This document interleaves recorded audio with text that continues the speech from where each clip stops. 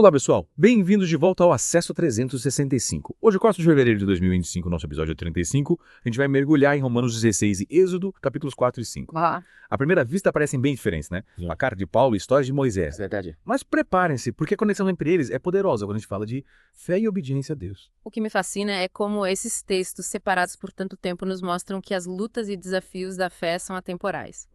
A igreja em Roma, os israelitas no Egito e nós hoje todos buscando seguir a Deus em meio a distrações e às vezes até decepções. É verdade. Começando com Romanos 16.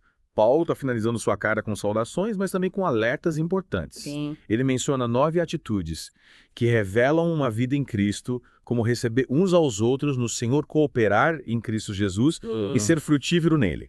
O que chama a atenção desses exemplos, especialmente pensando na igreja primitiva? A força da comunidade, a prática do amor em ação. Paulo elogia a Febe por seu serviço Priscila e Áquila por seu sacrifício, e destaca a importância das igrejas que se reuniam em lares. É um retrato lindo da igreja unida vivendo o evangelho no dia a dia, cuidando uns dos outros. É verdade. Mas aí nos versículos 17 e 18, Paulo muda o tom e nos adverte sobre aqueles que causam divisões e escândalos, aqueles que apesar de frequentarem a igreja não servem verdadeiramente a Cristo. Isso me faz pensar como podemos discernir quem está genuinamente seguindo a Jesus. Paulo nos dá a chave: observar os frutos. Aqueles que semeiam discórdia, que distorcem a palavra para seus próprios interesses, revelam que sua lealdade não está em Cristo. É um alerta relevante até hoje, nos desafiando a discernir a verdade em meio a tantas vozes. É verdade. E logo em seguida, no versículo 19, ele elogia a obediência dos romanos e os encoraja a serem sábios no bem e simples no mal. É como se dissesse: fiquem firmes na fé, mas estejam atentos, usem o discernimento. Isso, peça. Mas o que me impacta é a promessa do versículo 20. A vitória sobre o mal já é nossa em Cristo. Essa é a nossa esperança. Não lutamos sozinhos, a batalha final já foi vencida por Jesus. E essa certeza nos impulsiona na jornada, nos dá força para enfrentar os desafios, sabendo que em Cristo somos mais que vencedores. E por falar em desafios, vamos para Êxodo capítulos 4 e 5, onde encontramos Moisés recebendo seu chamado para libertar o povo de Israel do Egito. Sim. O que mais me impressiona são os 30 sinais que Deus dá a Moisés para confirmar sua missão. A vara que vira serpente, a mão que fica leprosa e depois é curada, e a água que se transforma em sangue. Você acha que esses sinais têm um significado mais profundo? Com certeza. Esses sinais não são apenas demonstrações de poder, mas prenúncios do que Jesus faria no futuro. Pense na serpente, ela representa o mal, a tentação que nos enlaça.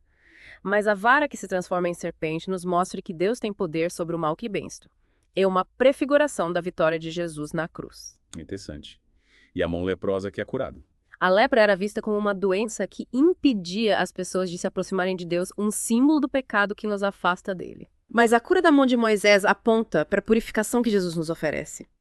Através do seu sacrifício, somos limpos do pecado e podemos nos achegar a Deus. É como se esses sinais fossem uma espécie de trailer da história da salvação e a água que se transforma em sangue. Essa é a mais impactante para mim. O sangue representa o sacrifício à vida entregue. A água virando sangue aponta para o sangue de Jesus derramado na cruz para nos libertar do pecado. É um prenúncio poderoso da redenção que viria por meio de Cristo. Esses sinais não só confirmam o chamado de Moisés, mas também nos ensinam sobre a obra de Jesus, não é? Com certeza. Mas voltando a Moisés, vemos que mesmo com esses sinais, ele hesita em obedecer a Deus. Em Êxodo 4.14, lemos que Deus se ira com a relutância de Moisés, o que isso nos revela sobre Deus e a obediência. Esse trecho é crucial. Ele mostra que Deus é paciente, mas também que a obediência é fundamental. Deus nos equipa, nos dá sinais, mas espera que respondamos com fé e ação. A hesitação de Moisés nos lembra que a fé genuína se traduz em obediência, em seguir a Deus mesmo quando temos medo ou dúvidas. E essa obediência muitas vezes exige coragem para sair da zona de conforto. E falando em sair da zona de conforto, Moisés finalmente confronta Faraó, exigindo a libertação do povo de Israel. Mas Faraó não só se recusa, como aumenta a carga de trabalho dos israelitas, tentando sufocá-los e impedi-los de buscar a Deus. Que paralelo podemos traçar entre a opressão de Faraó e os desafios que enfrentamos hoje? O que Faraó fez foi uma tentativa de sufocar a fé do povo, de mantê-los tão ocupados e sobrecarregados que não tivessem tempo nem energia para pensar em Deus.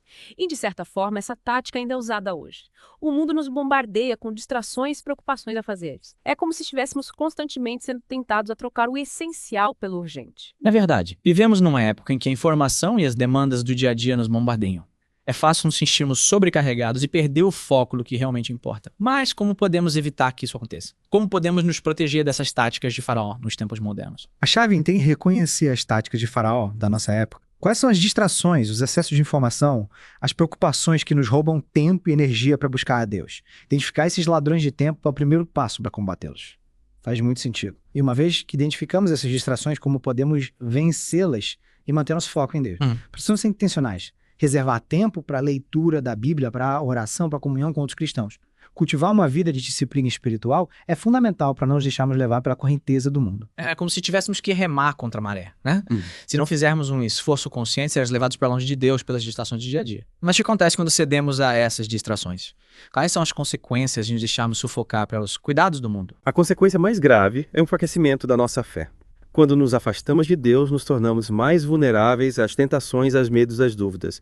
E o resultado pode ser a frustração, o desânimo e até mesmo a perda da esperança. E é exatamente isso que vemos na reação dos israelitas, não é? Em Êxodo 5, versículos 7 a 9, eles começam a duvidar de Deus, questionar Moisés e se desesperar diante das dificuldades. É uma reação humana, mas também um alerta para nós. Sim, quando permitimos que as dificuldades nos afastem de Deus, caímos na armadilha da dúvida e do desespero, esquecemos que Deus já está no controle, que Ele tem um plano e que as dificuldades muitas vezes fazem parte desse plano para nos fortalecer e nos moldar. E aí, mais uma vez, vemos a importância de nos apegarmos à fé, de confiarmos em Deus mesmo quando não entendemos o que está acontecendo. Esses capítulos de Êxodo nos mostram que as lutas são inevitáveis, mas que Deus está conosco em meio a elas, nos dando força para vencer. E essa força vem da fé, da obediência e da certeza de que Ele é fiel às suas promessas. Exatamente. E essa certeza é o que nos impulsiona a continuar e perseverar, a não desistir da nossa fé mesmo quando as coisas parecem impossíveis. Porque sabemos que em Cristo temos a vitória garantida. Sim, voltando a Romanos 16, me chamou a atenção como Paulo, mesmo advertindo sobre os perigos da divisão, foca na união da igreja. Ele pede aos romanos que recebam bem a FEB, que ajudem no que for necessário, destacando o serviço dela na igreja. É inspirador ver essa ênfase na colaboração, no apoio mútuo, não acha? Com certeza. Paulo reconhece e valoriza o papel de cada membro da igreja independentemente de sua posição social ou função. Ele celebra a diversidade de dons e talentos dentro do corpo de Cristo, mostrando que todos somos importantes para a construção do reino de Deus. Que não só Febe, mas também Priscila e Áquila, que arriscaram a vida para o Paulo. Ele chama de meus cooperadores em Cristo Jesus. É comovente ver esse reconhecimento da importância daqueles que trabalham lado a lado na missão, que se dedicam à obra de Deus com amor e sacrifício. Esses exemplos nos desafiam a pensar. Como estamos nos doando ao reino de Deus? Como estamos servindo uns aos outros e contribuindo para o crescimento da igreja? Será que estamos dispostos a arriscar a sair da nossa zona de conforto para ajudar nossos irmãos? São perguntas importantes. Elas nos levam a refletir sobre o verdadeiro significado da comunidade cristã. Paulo também saúda a igreja que se reunia na casa de alguém, mostrando que a igreja não se limita a um prédio, mas se manifesta onde quer que haja pessoas unidas em Cristo, compartilhando a fé e se fortalecendo mutuamente. Isso é fundamental. A igreja nos lares, essa intimidade e esse cuidado mútuo são elementos que precisamos resgatar nos dias de hoje. É nesses pequenos grupos, nesses momentos de partilha e comunhão, que a fé se torna mais real, mais próxima, mais acolhedora. É verdade. É como se a igreja nos lares fosse um microcosmo do corpo de Cristo, um espaço onde podemos experimentar o amor, o perdão, a graça de Deus de forma mais intensa e pessoal. Esses encontros fortalecem os laços de amizade, promovem o discipulado e nos ajudam a crescer na fé. E falando em crescimento na fé, Romanos 16 também nos traz reflexões sobre família e vida cristã. Paulo menciona seus parentes Andrônico e Júnias que se converteram antes dele, mostrando que Deus pode usar qualquer um de nós para alcançar nossos familiares. É encorajador saber que Deus pode usar nossa história, nosso testemunho para tocar o coração daqueles que amamos. E não só de familiares, mas também de amigos, colegas de trabalho e vizinhos. A semente do evangelho pode ser plantada em qualquer lugar, a qualquer momento. É verdade. Esses exemplos nos mostram que a vida cristã se estende para além das paredes da igreja, impactando nossos relacionamentos familiares e sociais. Deus nos chama para sermos luz em todos os lugares, para que as pessoas vejam nossas boas obras e glorifiquem a Deus. E essa luz precisa brilhar com intensidade. Voltando a Êxodo 4, me impressiona como Deus usa sinais poderosos para confirmar o chamado de Moisés. A vara que se transforma em serpente, a mão que fica leprosa e depois é curada a água que se transforma em sangue. Esses sinais, além de convencer o povo, também revelam aspectos importantes do caráter de Deus, não acha? Sem dúvida. Esses sinais nos mostram que Deus é um Deus de poder, mas também um Deus de amor e misericórdia. Ele usa a sua força para nos libertar, para nos curar, para nos redimir. A vara que vira serpente, por exemplo, demonstra o seu poder sobre o mal. A mão leprosa que é curada nos revela o seu poder para nos purificar e nos restaurar. É como se cada sinal fosse uma metáfora da obra de Cristo. A serpente vencida prefigura a vitória de Jesus sobre o pecado e a morte. A mão curada simboliza a cura que encontramos em Cristo. E a água transformada em sangue aponta para o sacrifício de Jesus na cruz, o seu sangue derramado para nos perdoar e nos reconciliar com Deus. Exatamente. Esses sinais são como um prelúdio da história da salvação, um vislumbre do que Deus faria por nós através de Jesus. E eles nos convidam a confiar em Deus, a crer no seu poder e no seu amor mesmo quando as coisas parecem impossíveis. É como se Deus estivesse dizendo: confie em mim. Eu sou capaz de transformar qualquer situação, de trazer vida onde há morte, de realizar o impossível. E essa confiança é o que nos sustenta em meio às dificuldades, nos impulsiona a seguir em frente, a não desistir da nossa fé. É verdade. E essa confiança precisa ser cultivada diariamente através da leitura da Bíblia, da oração, da comunhão com outros cristãos. É nesse momento que nos aproximamos de Deus, que conhecemos o seu caráter e que aprendemos a confiar em suas promessas. E essa confiança é fundamental para enfrentarmos os desafios da vida. Como vimos em Êxodo 5, Moisés enfrentou a resistência de Faraó, que endureceu seu coração e se recusou a libertar o povo de Israel. Que paralelo podemos traçar entre a obstinação de Faraó e as dificuldades que enfrentamos hoje? Acho que a principal lição é que nem sempre o caminho da fé é fácil. Assim como Moisés enfrentou a resistência de Faraó, nós também podemos encontrar obstáculos, oposição, perseguição. Mas o importante é não desanimar, não perder a fé e lembrar que Deus está conosco em meio às lutas. É como se Deus estivesse nos treinando, nos preparando para algo maior, nos moldando através das dificuldades. Mas como podemos ter certeza de que estamos no caminho certo quando enfrentamos essas dificuldades?